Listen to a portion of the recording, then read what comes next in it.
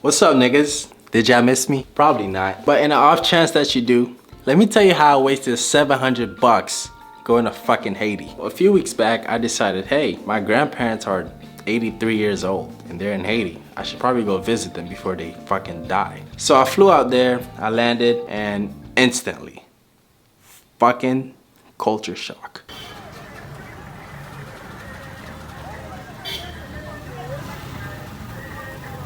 So the state that I landed in called Limbe. So Limbe is different from America.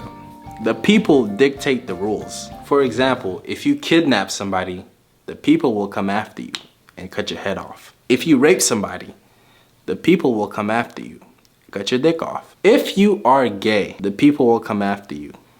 Those are the rules. So besides those 3 rules, there's pretty much no rules after that. You could drink in the street, you could drink and drive, you could piss in the street, you could do whatever the fuck you want. First day I got there, I was drinking beers after beers after beers after fucking beers.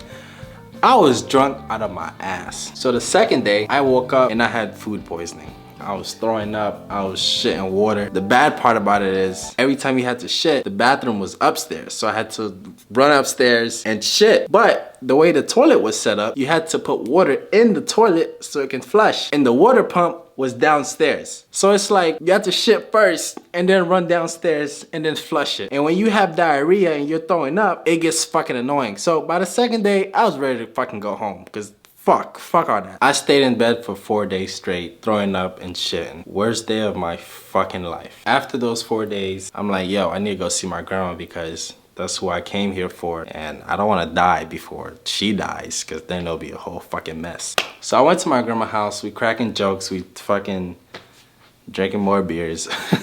She asked me, hey, have you bathed? I'm like, bathe? Yeah, I bathed this morning. She's like, no, not bathe. Like bathe.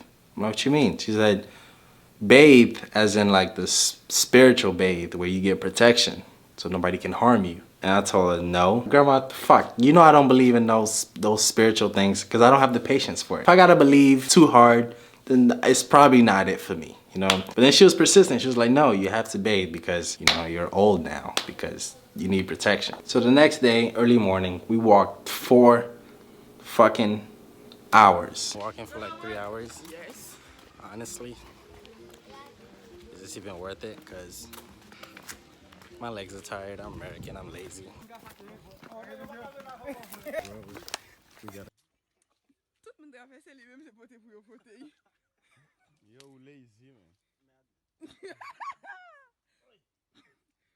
I thought we was going to meet this like voodoo man to teach us the way and eat our blood and rape us or something like that. When we finally got there after 4 hours of walking, my uncle, since he was leading the charge, he told us what to do, how to talk to the spirits. Mind you, it was just the land. And he was like, the spirits are here, so you gotta talk to them. I'm like, all right, so we had to lit this candle and we had this bag in our hand and we had to pick out leaves. While we're picking out the leaves, we're saying what we wanna do. Our prayers, our accomplishments, and protection, obviously. So we got the leaves, we got the candle. So once we got the leaves and the candle, we had to drink this little bit of rum.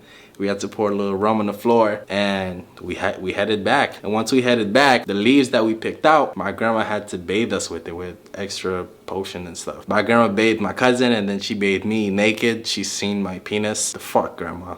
So she seen my penis, she bathed me and she was like, and after the bathe, she was like, you're protected. So I asked her, how long is it gonna take for my prayers to get answered? Because honestly, I could use $1 million right now. And she was like, oh no, that's not how it works. Blah, blah, blah, you gotta go through that. I'm like, the fuck? So I stopped listening after that. So moral of this story is a waste of a fucking trip and I'm never going back. But on a serious note, I actually want to help my people because Haiti is where I was born and that's where I made a lot of relationships off of those 6 years that I was there. I just wish there was a way that I can help as far as like the poverty that's there. I don't really have no ideas to help. But I'm saying this publicly on camera, so I have to own up to it. The day that I'm rich, the first $1 million is going to Haiti to help people.